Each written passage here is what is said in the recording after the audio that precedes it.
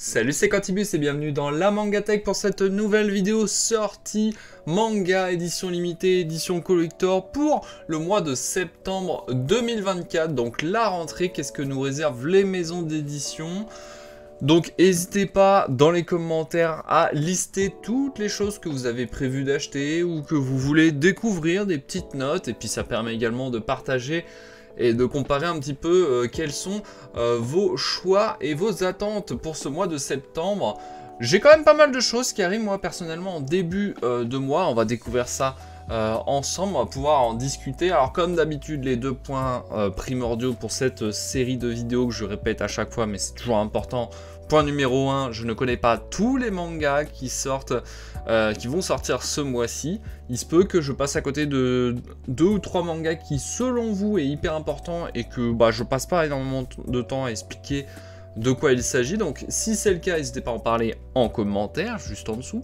Et point numéro 2, je tourne on est le 23 août 2024. Donc, entre-temps, il y a le temps de changer quelques sorties. C'est-à-dire, il y a des mangas qui vont être repoussés, ils vont changer de date de sortie. Il se peut qu'il y ait des trucs qui soient annulés ou des collectors, hein, souvent, qui sont repoussés. Donc, ne prenez pas à 100% tout ce que je vais vous donner en termes de date.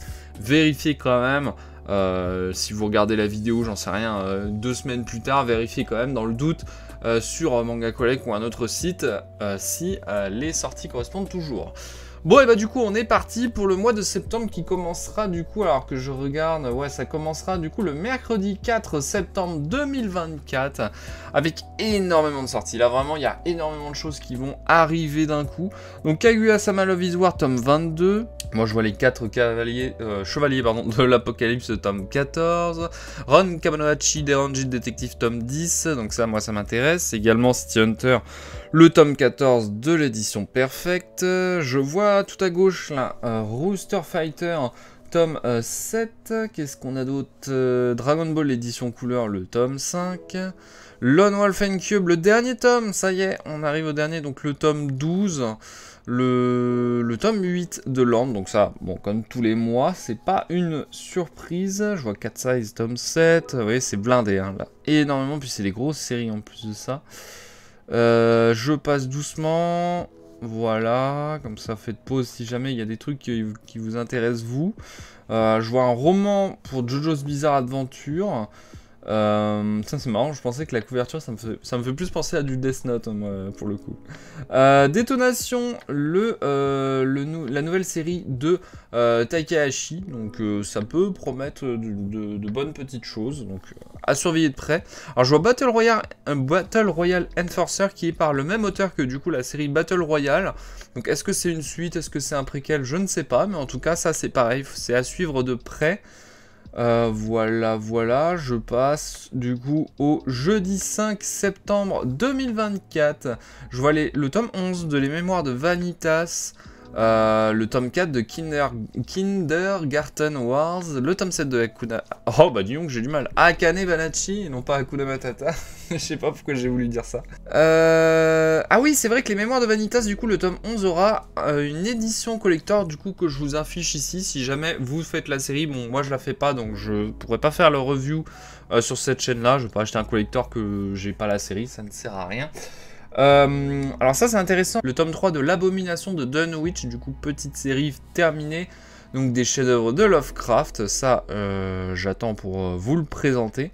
Moi je vois un autre truc aussi qui m'intéresse, c'est ça, Knitting Life, nouvelle série, donc par l'auteur Tetsuya Tsutsui, on le connaît comme étant l'auteur et dessinateur de Poison City ou de Prophecy. Ce sont deux séries deux mini-séries que j'avais présentées sur la chaîne, et en général c'est quand même assez, c'est très très bon, voilà, c'est des bonnes petites histoires parlant de la société et des certaines problématiques.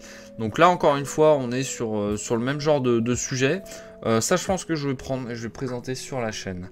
Donc on passe au vendredi 6 septembre 2024. Donc là vous allez voir qu'en fait le mois de septembre c'est beaucoup au début du mois et ça se calme très nettement sur la suite. Donc là vous voyez pour un vendredi il n'y a pas énormément de sorties. Je vois le tome 17 de Togen Anki, ce n'est pas rien. Mais sinon à part ça voilà, moi je vois rien d'autre qui m'intéresse plus que ça. Donc voilà, bon bah le samedi, je pense que ça, on va s'en passer, en tout cas pour moi. Mercredi 11 septembre 2024, là par contre, on a quand même pas mal de sorties. Donc Kaiju numéro 8, le tome 12, je vois Awachi tome 24, Kaiju numéro 8, ah oui, alors, une édition spéciale, je vous mets plus d'infos ici, parce que alors, moi, comme je fais pas la série, je me suis pas trop intéressé à ce sujet-là, mais en tout cas, voilà. Pour ceux qui font la série, je sais que c'est une série qui est très appréciée, donc très suivie, donc il est fort probable qu'il y en ait beaucoup qui regardent cette vidéo qui vont être intéressés par ce genre d'annonce. Par contre, moi, il y a un truc qui m'intéresse beaucoup ce jour-là.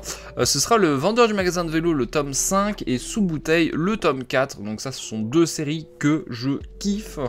Donc très très hâte. Qu'est-ce que je vois d'autre? Non, bah, là, je vois rien d'autre qui m'intéresse. Je regarde un par un, mais non. Ah si, il y a ça. Il y a un petit one-shot aussi, je pense que ça je vais prendre parce que j'ai été envoûté par la couverture. Quand j'ai vu ça, je me suis dit putain, c'est très joli. Mais en même temps, c'est par l'auteur de Les Enfants de la Mer, donc c'est un auteur ou une autrice, je ne sais pas, qui est réputé pour dessiner, pour avoir un style de dessin, t'as l'impression que c'est fait à l'aquarelle. C'est très très joli, j'aime beaucoup le style, donc pourquoi pas. Puis en plus c'est un one shot, donc ça peut se lire assez rapidement et je vous le présenterai pour savoir si ça vaut le coup de votre côté. Jeudi 12 septembre 2024, moi je vois pas grand chose ce jour là non plus, donc ça va, j'aurais pas énormément d'achats à faire pour le mois de septembre. J'ai l'impression de quand même le tome 15 de Goblin Slayer. Je vois du Kengan Omega tome 13 et tome 14 et tome 15, tome 16. Ah oui, c'est vrai que je crois que c'est chez Meian. Donc ça fait les petits packs de 4 tomes à chaque fois. Mais sinon, non, moi je vois rien d'autre. Voilà, je scroll doucement. Il y a quelques éditions limitées, mais c'est des séries que je ne connais pas. J'ai jamais entendu parler d'ailleurs. Bon, si jamais c'est vraiment intéressant, que ça vaut le coup, n'hésitez pas à le dire en commentaire encore une fois. Vendredi 13 septembre 2024. Bah alors pour moi, il n'y a rien encore. Non, je vois rien de particulier pour ma part. Donc je passe doucement au mercredi 18 septembre 2024 avec le tome 17 de Chainsaw Man. Donc ça c'est très attendu, je le sais.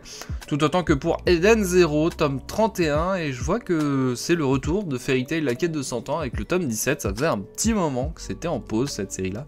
On aura le dernier tome de Horimiya avec le tome 17. Yona Princesse de l'Aube, tome 42. Ça c'est pareil, c'est à peu près une sortie par an. Donc... assez gros événement quand même, hein, faut le dire. Je rappelle quand même, le tome 41 était sorti à l'époque avec une édition collector que j'avais ouvert sur la chaîne. Qu'est-ce qu'il y a d'autre? Je vois Trion Game tome 8, ça c'est une série qui est très appréciée pour le peu de personnes qui la lisent, c'est bien dommage. Horimiya du coup sortira avec une édition collector pour son dernier tome, que je vous mets juste ici. Tiens, c'est marrant, moi, je voyais ça également, le manga d'après l'histoire de Teddy Riner, donc Hajime. Bon, je sais pas ce que ça vaut, mais bon, j'avoue que c'est pas forcément le genre de manga qui va m'intéresser plus que ça. Mais voilà, bon, je vous l'annonce ici en tout cas, de sa sortie. Jeudi 19 septembre 2024, on a le tome 21 de Valkyrie Apocalypse et le tome 16 de Les Liens du Sang. Le tome 14 de Ranking of Kings, c'est pareil, il me semblait que ça faisait un petit moment que c'était pas sorti ça, Ranking of Kings. J'ai l'impression que c'était en pause depuis un bon moment. Ouais, bah à part ça, je vois rien d'autre. Donc next, au vendredi 20 septembre 2024, là par contre je suis très content puisqu'on a le tome 5 de Slam Dunk dans son édition Deluxe.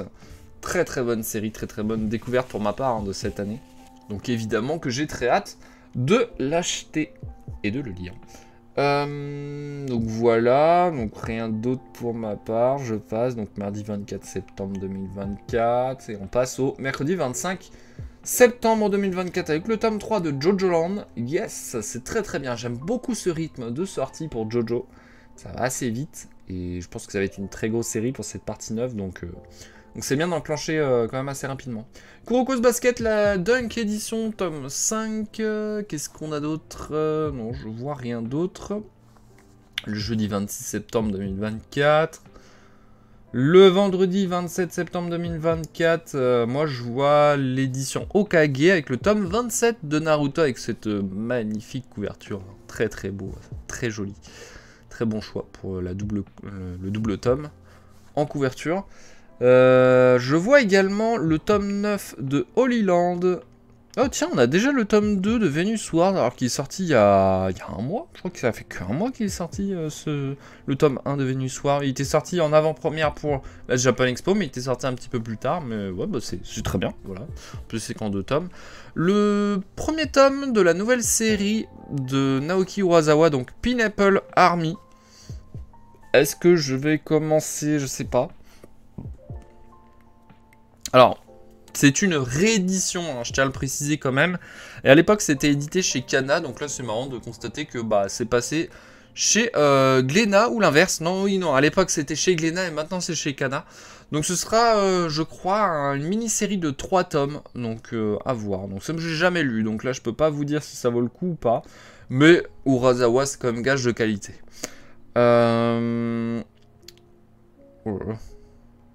Qu'est-ce qu'on a d'autre? Je passe. Donc là, il n'y a plus beaucoup de couvertures. Ah ben non, on arrive à la fin du mois de septembre. Donc voilà. Donc voilà pour les sorties pour le mois de septembre. Donc j'espère que du coup, vous avez pu suivre toutes les sorties que vous comptez acheter ou suivre ou découvrir.